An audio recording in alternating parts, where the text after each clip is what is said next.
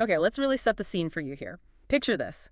A warm evening, it was May 27th, 2025, down in South Texas.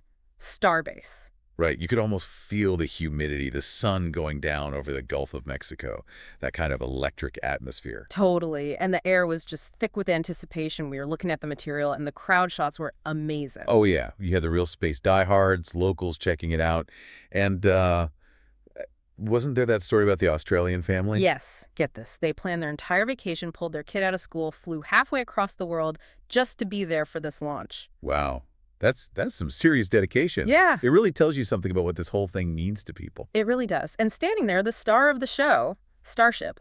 All 403 feet of it, the biggest rocket ever built. Just immense. And this was Flight 9, the ninth test flight. Right. Everyone knew it was a really critical step. Absolutely. A step on that huge journey towards the moon, towards Mars, and, beyond. So for this deep dive, we've really dug into everything we could find about what actually happened that night. Yeah, our mission here is to piece together why this flight was different, what the, let's call it dramatic outcome, tells us about where things stand. And based on that, what the road ahead might realistically look like for Starship.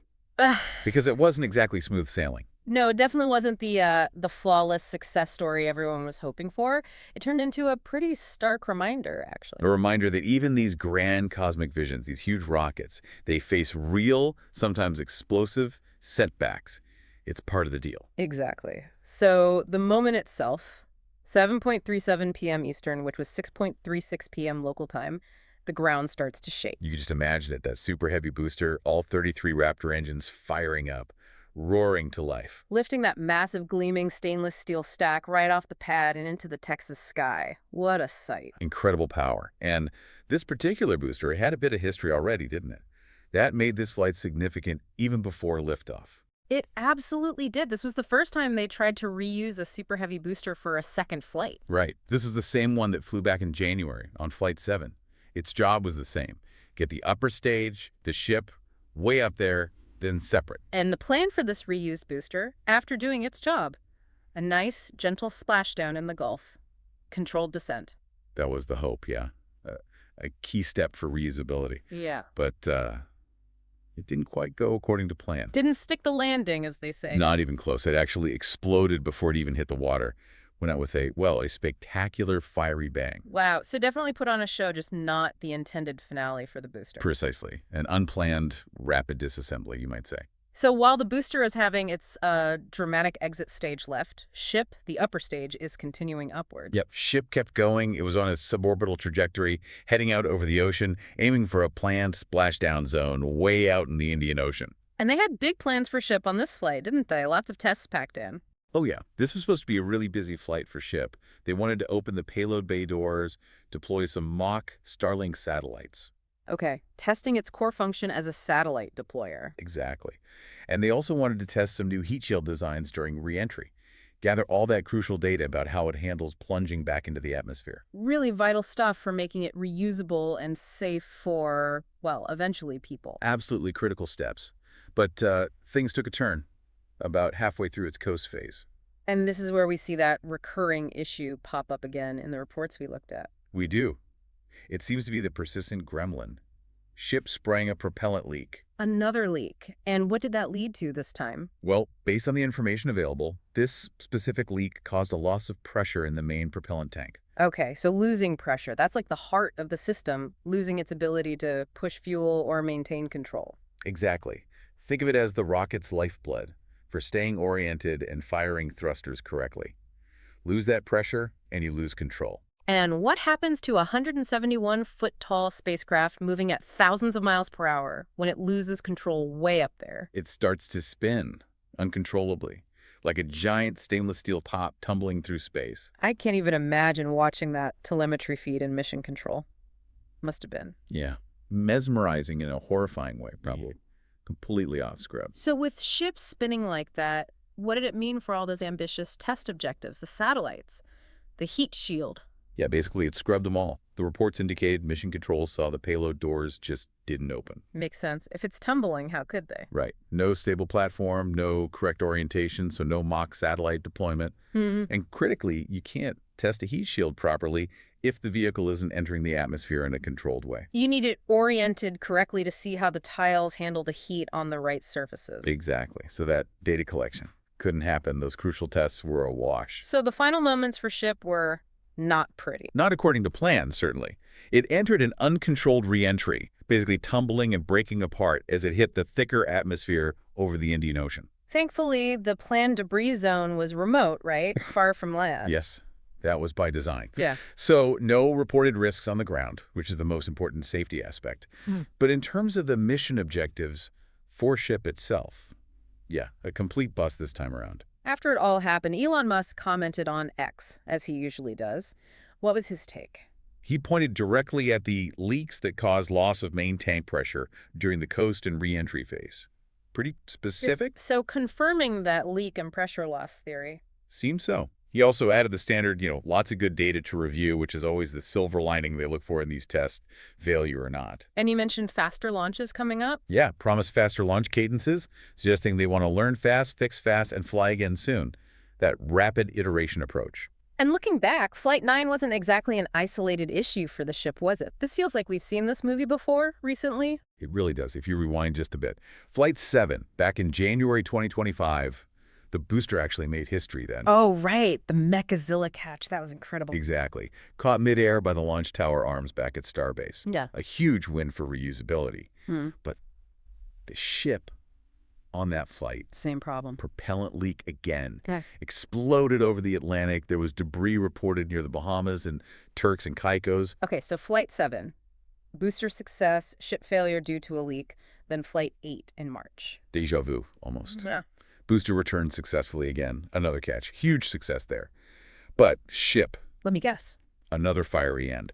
This time they attributed it to a flash in the engine compartment, likely related to propellant management again. And that one also scattered debris over the Bahamas, right? Didn't that cause some issues? It did. The FAA actually had to halt flights into Florida airports for a while because of the debris hazard. Yeah. So real-world consequences. So you line up Flight 7, Flight 8, and now Flight 9. It really paints a picture, doesn't it? The upper stage ship, especially this Block 2 version with its upgrades. It really seems to be the Achilles heel right now. It keeps turning into what some people call cosmic confetti. And these Block 2 upgrades were meant to improve things, right? Bigger tanks, better avionics. Yes, designed for better performance, longer missions. But they also clearly introduce new complexities, new stresses on the system. And the root cause seems to consistently circle back to these propellant leaks. It certainly looks that way. Whether it causes a fire up high in the attic space like Flight 7, a flash near the engines like Flight 8, or this pressure loss and spin like Flight 9. It all seems to start with propellant not staying where it's supposed to. Exactly. It's like the vehicle's internal plumbing is struggling to cope with the extreme forces and temperature changes during flight. Okay, let's pull back from the exploding hardware for a second. Why does all this matter so much? It's a test program, rockets blow up, right? What are the bigger stakes? Well, first off, Starship isn't just a rocket. It's the biggest, most powerful rocket ever built, designed to lift unprecedented amounts of cargo and eventually people. And it's fundamental to SpaceX's really big picture goal. Absolutely. It's the cornerstone of making humanity multiplanetary. That whole vision hinges on Starship working reliably. And there are some very immediate, very tangible reasons why its success or failure matters right now. Definitely. Top of the list has to be NASA's Artemis program. Right, landing astronauts back on the moon. Starship is the chosen vehicle for that. The human landing system for Artemis 3, that mission's already slipped to mid-2027, at least. And these Starship issues are a big part of that delay, presumably. A significant factor, yes. NASA needs Starship to work, to land safely, to be reliable. America's return to the moon kind of depends on it. Then there's Mars, Elon Musk's ultimate goal. He was talking about an uncrewed mission as early as late 2026. He was. But given these ongoing challenges and the fact they still haven't even demonstrated crucial tech like in-space refueling needed for Mars. That 2026 timeline feels optimistic. Optimistic might be putting it mildly. Some might say it borders on sci-fi fantasy at this stage. But the ambition is clear. And beyond NASA and Mars, there's the whole commercial side, too. Huge potential there. The whole design is based on full, rapid reusability. If they can nail that, It could completely change the economics of spaceflight. dramatically lower launch costs. That opens the door for massive Starlink deployments, launching huge commercial satellites, maybe even private space travel eventually. But again, it all hinges on reliability. And as we mentioned with Flight 8, these failures aren't just happening in a vacuum. They have real-world impacts. They do. We Wait. talked about the debris near the Bahamas, and for Flight 9, the FAA had to expand those hazard zones massive. How big are we talking? 1,600 nautical miles. That impacted potentially up to 175 commercial airline flights, causing significant delays and costs. Wow. So these tests ripple out way beyond Starbase. They affect science, exploration timelines, commerce, even just regular air travel. Exactly. Every failure is a data point, a lesson learned, yes. But the pressure to get it right is definitely mounting from multiple directions. And amidst all the technology and the physics, there's the human story, too. It's not just metal and fire. Absolutely. We started with that fan, Piers Dawson and his family, coming all the way from Australia. That passion is a real driving force behind the public interest. Then you've got the regulators, the FAA, playing that crucial, sometimes tough role of ensuring safety, demanding investigations, setting boundaries. Right, the stern parent keeping things in check. And then there's the whole online reaction, the memes, the jokes. Like rapid, unscheduled disassembly. The internet finds humor fast. It certainly does. And of course, at the center, you have Elon Musk. The driving visionary, juggling multiple high-stakes companies. There is mention in the sources about his fluctuating focus, sometimes politics, sometimes hyper-focused on engineering. Yeah, and the public narrative that builds around him after these events, like those jokes after Flight 9 about him, crying into his Optimus robot shoulder. It's all part of the spectacle. So let's circle back to the tech for a bit. We talked about the Block 2 ship and the leaks. What specifically are the engineers likely wrestling with? Why are these leaks so persistent? Well, think about the upgrades. Bigger tanks mean more surface area, more welds, more potential points of failure under stress and extreme temperatures. More complex plumbing for propellant management. So more places for things to go wrong, essentially. Pretty much.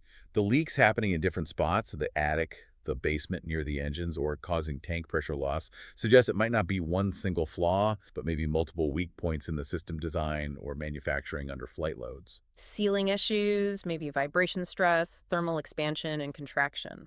All likely candidates. They're dealing with cryogenic propellants, intense vibrations, huge pressure changes. It's an incredibly harsh environment inside that rocket. And we know they've been trying fixes after each flight, tightening things, adding purges. Right. They've tried various things, adding nitrogen purges to inert spaces, hoping to prevent ignition if a leak occurs, tweaking drain systems, tightening connections. But clearly, the fixes after Flight 8 didn't solve the root problem for Flight 9, even if the failure mode was slightly different pressure loss instead of a fire. Exactly. It highlights just how tricky this is. You fix one potential leak path, another might emerge under slightly different conditions.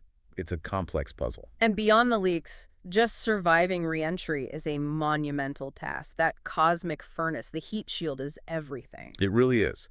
Those thousands of black ceramic tiles have to withstand incredible temperatures. But the spin on Flight 9 meant they lost the chance to collect meaningful data. So back to the drawing board for validating the heat shield performance under real conditions. Essentially, yes. They need a controlled entry to get the data they need to trust that shield for future, more critical missions.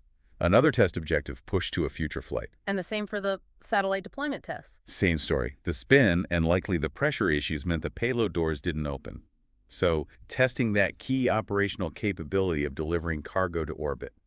Still pending. It really does hammer home SpaceX's whole philosophy, doesn't it? Build, fly, fail, learn, repeat.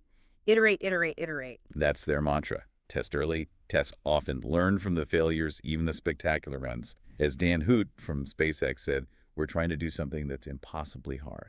And building a fully reusable rocket to go to Mars definitely qualifies as impossibly hard. No question. Bleh. But this iterative testing, pushing the hardware to its limits, seems to be their chosen path to get there.